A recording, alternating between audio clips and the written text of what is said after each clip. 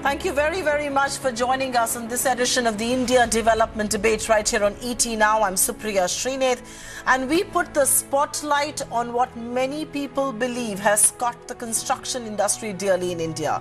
And development is the real casualty after the Supreme Court clamped down on construction activity in 3 states, including Maharashtra, Madhya Pradesh, actually Odisha, and also Uttarakhand. The blanket ban, which is the result of the state's failure to implement solid waste management systems, will bring to a grinding halt construction activities, dealing a body blow to the real estate and allied sectors. Experts insist that the ban is unlikely to remain for long, even as states like Maharashtra prepare to challenge the order. But many fear that it will surely dampen the market sentiment. It will also put many people out of job at a time when the Modi government is facing criticism over joblessness. The mega construction ban and what it means to industry, economy, and what will it take for people to wake up to solid waste management is a big topic of discussion and debate right here on the India Development Debate this evening. I've got a stellar panel right here. Getamber Anand, President of the CREDAI National, joins us. I'm also joined by Anuj Puri, Chairman Anurag Property Consultants. I've got Sudhir Krishna, former Secretary in the Department of Urban Development and former Chairman, the 5th Delhi Finance Commission, and Ms. Swati Singh Sambyal, Program Manager at the Environmental Governance Municipal Solid Waste at the CSC. So thanks each one of you for being with us. And Getamber Anand, it's only fair that I start with you because this is an issue that has impacted the real estate sector as head of one of the largest developers in the country and also as head of CREDAI. How big a blow is this ban for the real estate sector, which is still reeling under a slowdown of sorts? Just about beginning to come out. First it was demonetization, then other factors, and now this big blow of the Supreme Court ban. How big a body blow this really is? So it's definitely a very, very big setback, not only for the real estate sector, but also for the construction sector. And fortunately, it's just 4 states. But what I would like to say here is, you see, the petition of the case was, you see, a child got dengue and died, which, you know, we empathize and we say there must be proper solid waste management in every town and city of the country. Having said that, my question is that, is it just real estate and construction which needs to manage solid waste? We accept it and we are doing it. But where does the dengue mosquito thrive? It thrives in these open drains. It thrives in sabzi mandis where there's no solid waste management. It thrives where there's not proper management of domestic garbage, solid waste, domestic solid waste. So why is real estate always made the flogging boy? Why is construction always made the flogging boy? Is something that the industry does not understand and also, you know, does not agree with, because after agriculture, we are the 2nd largest employer of people of this country who can't even sign their names. So please understand that the person who's worst hit by this ban in these 4 states and UTs is the daily wage worker who actually gets his employment from the construction and the real estate sector, and he actually depends on his food every evening from the money he earns from this sector. So before blaming the construction and real estate sector for this case on which the plea was based, the honorable courts in their wisdom should look at other areas where solid waste needs to be effectively managed. And like I just said, if you go to any town, any city, and you go to the sabzi mandi, if you see the way solid waste is mismanaged over there, you will realize that real estate is actually not really so responsible for the breeding of these mosquitoes. And yeah, so this is what it is. It's a huge setback to the industry. Mr. Anand, you've made that point. And wage worker. Okay, it's a huge setback to the industry. Absolutely, and we will come back and discuss some of the points that you raised a little later on the show, which is, you know, what is to be blamed for this. But let me take this across to Mr. Sudhir Krishna. And Mr. Krishna, you've been a part of the government. Maharashtra government says, it has a waste management policy, one that was formulated a long time back. What stopped it from placing an affidavit in court about it? Isn't this complete laxity, and who's responsible for this? I mean, I just think if it was a quota agitation or any other thing, the state would have convened a meeting, treated this as an emergency, but this does not deserve much attention. I mean, what explains the complete laxity on the part that we have a policy, we just did not tell the courts about it? Who stopped you from producing that affidavit in court? Well, I think the state might have mentioned or that they have a policy or may have omitted, but the issue is that cities need to be kept cleaner and the garbage has to be managed much better. That part is beyond doubt, and it is a matter of chance and unfortunate situation that only some states have been punished, and the real estate sector in some states have got punished. That is an unfortunate development in my opinion, but definitely the states have to take the solid waste not only management, not only for making a policy and filing an affidavit. The cities have to be kept clean. So the issue has become little complicated now. Now one part is that the governments at all levels, they are more engaged with slogans and submitting, designing policies and advertising in newspapers, but where the cities have remained by and large as dirty in most cases. There are some exceptions. So that is one side. The other side, unfortunate development, is that unfortunately the government is giving lot of space to courts to intervene and manage the executive functions, which is a little complicated matter, because governance is a very vertically integrated. I will ask you to stop there. From okay. highest level in government.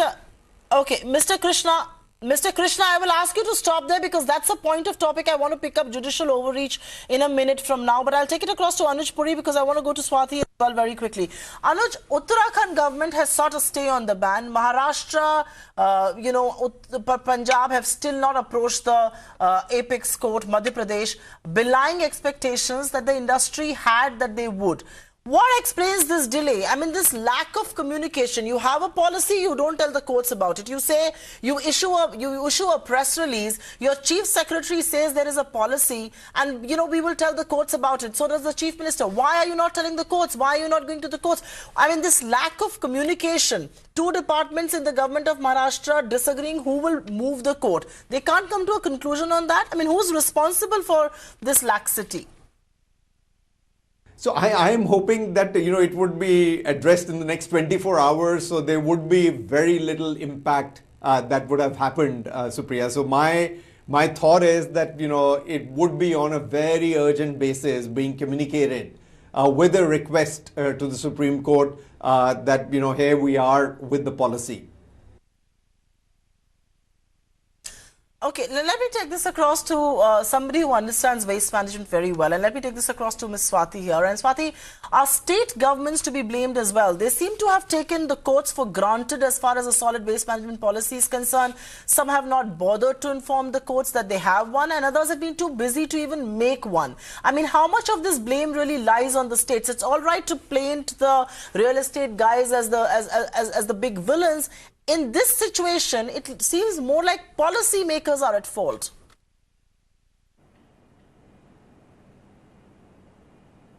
I totally agree with you, Supriya, because we had the solid waste management rules that came in place in April 2016. And it's been almost 2 years and 4.5 months that 2/3 of the states don't have a action plan in place. As per the rules, every state had to formulate an action plan for solid waste management. Every state had to come up with a policy roadmap for every city. I mean, how would be the local bylaws for solid waste management? And as per last year's report of CPCB, 2/3 of the state didn't submit action plan or didn't give a policy roadmap as per the revised rules. So clearly, the state urban departments are at fault. Even if they have worked on policies, I think they could have notified to the court that a policy is in place.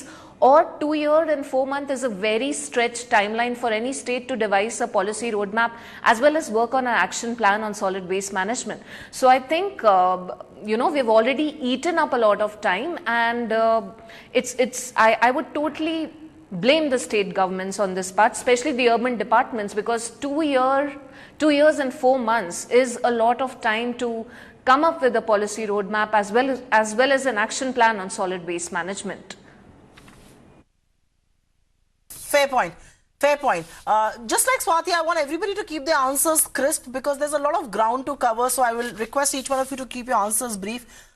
Many questions there. Mr. Anand, there is also confusion right now whether construction can actually continue in Maharashtra or not. Given the Chief Secretary's statement and what the Chief Minister has said, we're given to understand construction is on at most sites because they say there is a policy in place which perhaps wasn't communicated to the Supreme Court. What is the situation on the ground? Can construction continue? Does this hold for infrastructure projects as well? Can you clarify what you make of this? No, Supriya, see, as per the Supreme Court order, you have to stop construction and any continuation of construction will result in a contempt of court. So now there is a policy in place, there is a solid waste management policy in place, but till the court does not lift the stay on construction in Maharashtra, you can't continue construction no matter what anybody can say. So people have actually stopped work because you don't want to be slapped with the contempt of court. Having said that, I'm again repeating this. It's not just Maharashtra, it's all the four, it's the union territories of Chandigarh and the other states where there has been a stay on construction. I think it is totally, it's not fair the way it's been done. And you cannot, time and again I say this, you just can't blame construction for dengue, or that's where this main petition was coming from. So we agree that there's a lot that needs to be done for solid waste management all over, not just in construction, more so in other areas. Like even if you say today in Delhi and Mumbai, there's so much of water lying in potholes where mosquitoes are breeding, that needs to be set right too. So you can't stay construction, don't take a knee-jerk reaction. It affects lots of lives. Like I said, it's the daily wages who are the most affected. They will not be able to earn money to even buy their evening meal. So this has to be looked in a very holistic manner by that's exactly what I want to touch upon. All over again. Okay. Construction is totally stopped. Getamber Anand, that's exactly what I want to touch upon next, which is impact. Give me a second because I exactly want to touch upon impact next. I will ask a question to Anuj Puri and I'm coming right back to you before I go across to Ms. Swati and Mr. Sudhir. Anuj, according to what I read and what you have said and estimated, you have said projects worth 4,64,300 crore for a total of 575,900 units are already significantly behind schedule. How does this order impact those? If this order were to be implemented in full force, how does this impact most of those projects? Absolutely, Supriya. So what we did is an analysis to say is if there was a particular date that the developer had declared when the project would be delivered, and if they have not been able to deliver it in that, what is the value of that inventory that is getting inordinately delayed? And that is what this 4,60,000 crore across India inventory, which is got delayed from the date that the developer had originally communicated to the home buyers that the inventory would be delivered. There are two parts to this. One part is where the inventory is completely stuck. That is largely in Noida, where we are seeing that the developers have taken perhaps more money from the home buyers and the balance installments that are left is inadequate to complete the building.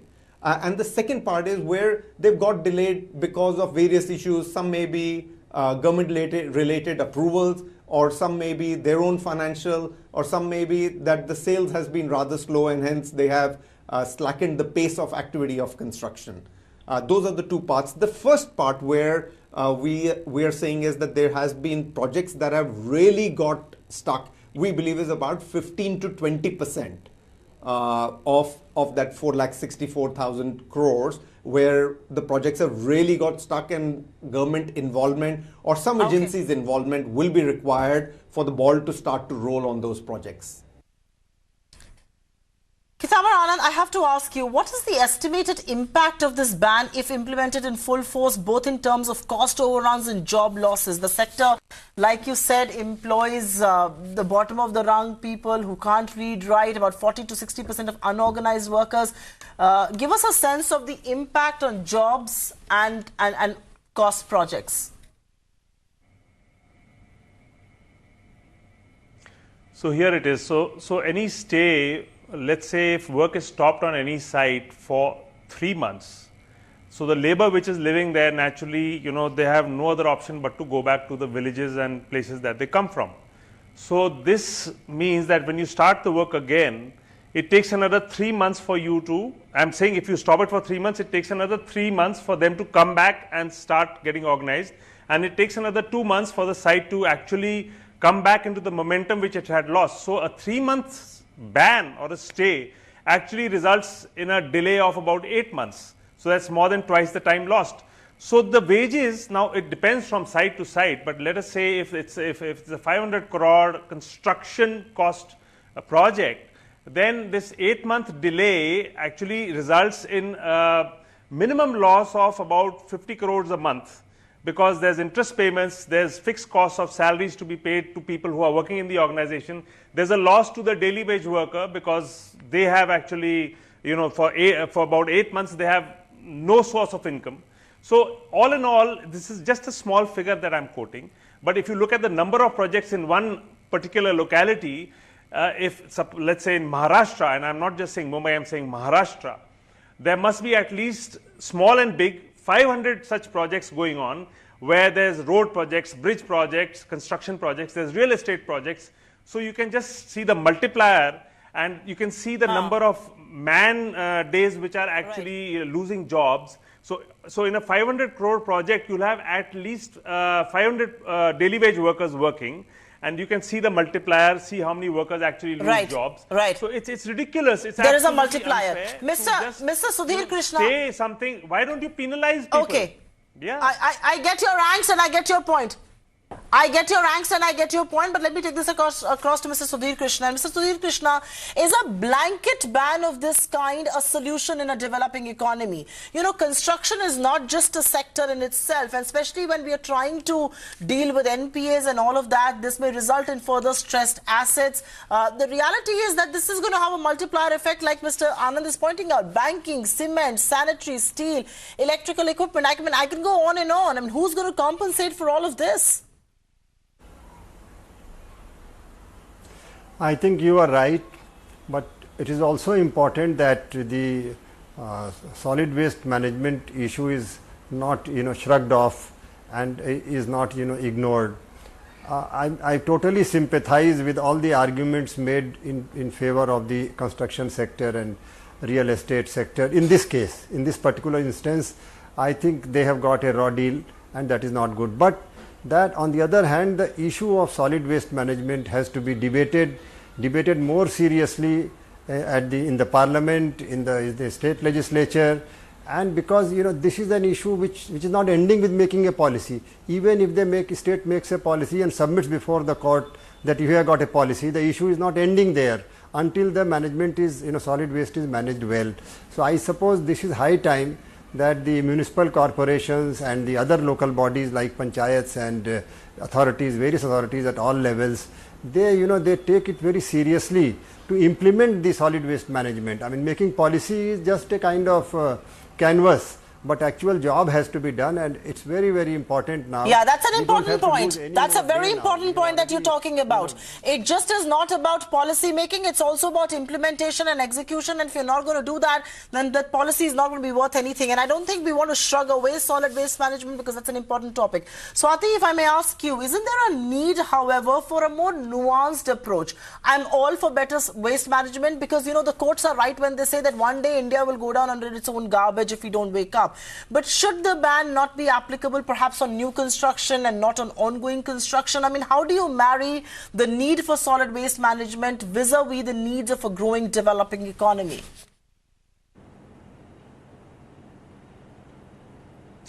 Of course, development is also very crucial for the country, and impacting an entire sector is no way the solution, which the earlier panelists said before.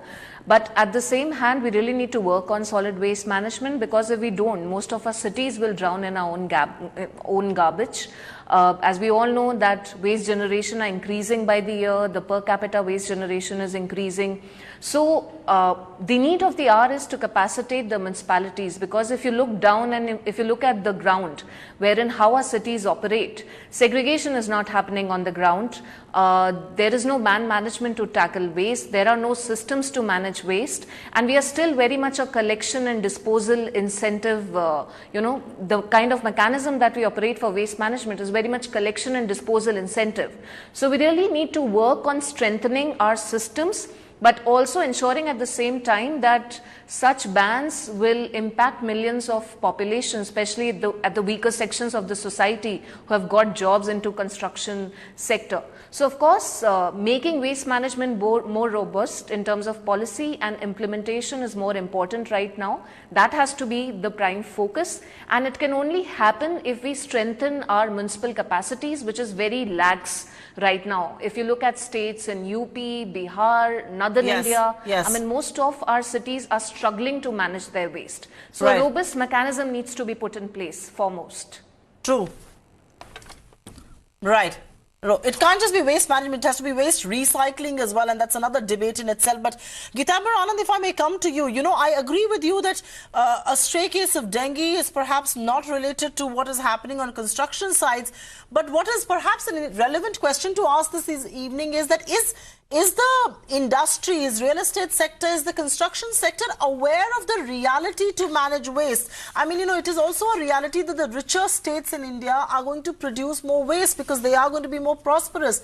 But their ability to treat, to recycle that waste is very poor, and real estate sector is a stakeholder there.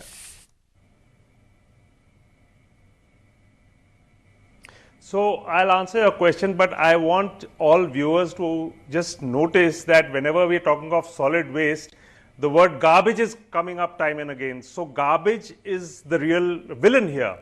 Solid waste management will begin with proper management of garbage. And if you see any of the Gazipur waste over here in Delhi, or maybe in Mumbai, where there's garbage waste dumps, a very small percentage of that is construction waste. Now, as an industry, the real estate sector, CREDAI, has we have dedicated a whole vertical which is called the CREDAI Clean City Movement. And it started from the Kerala chapters, wherein we are actually segregating and managing and disposing of all household waste within our complexes, and there's zero garbage disposal, there's zero leakage of garbage from the complex itself. So this has happened about 4 years ago, and we as a responsible industry are actually aggressively enforcing this the CREDAI Clean City movement across all our members, across their projects, wherein we have kind of enforced proper garbage collection after it is segregated at the apartment level, and then disposal of that biodegradable garbage within the complex, and whatever is not biodegradable, we have it sold off to the kabadi walas, so that effectively the municipal body within that area has to collect zero garbage from that complex. What we know there's a lot more that needs to be done, and from our side as responsible Anand, what you're saying? As a responsible industry, we are doing everything over there. Right. No, I agree with you. You're doing a lot. I just think, the entire industry is perhaps not doing as much. I know some of your projects are very good. I live around them, but I don't know if the entire industry is kind of doing stuff like that. But a quick last word to you, Mr. Krishna, and you had alluded to this in your previous answer. It's only fair that I come back to you on this. Isn't this yet another instance of judicial overreach with wide-ranging ramifications? Whether it's telecom, whether it's coal, whether it's mining, and now construction. I mean, where do we draw that line? There is supposed to be segregation of power. The executive is supposed to make and implement laws. It seems the courts are doing it all over again. Well, the courts have done something, and I would say it is not, in the overall interest of the country. This should not happen again and again. And this gives a pointer to all the executive bodies, starting with the panchayats and municipalities and the state and central government also, that the executive must now start doing its role, what it is supposed to do.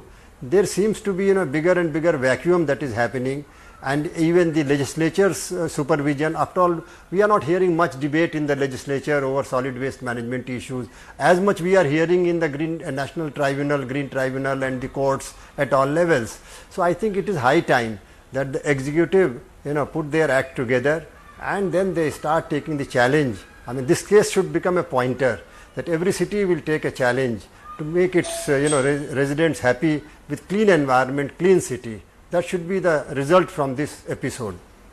On that note, thank you very, very much, Mr. Anuj Puri, Mr. Getamber Anand, Mrs. Sudhir Krishna, and of course, Ms. Swati for joining us right here on this edition of the India Development Debate. All right, we take a quick breather right here on this edition of the India Development Debate. Coming up next is a fresh edition of the India Development Debate, where Economic Times is in conversation with the tallest captains of Indian industry. And the topic that they discuss is spurring equitable growth with the men and women who matter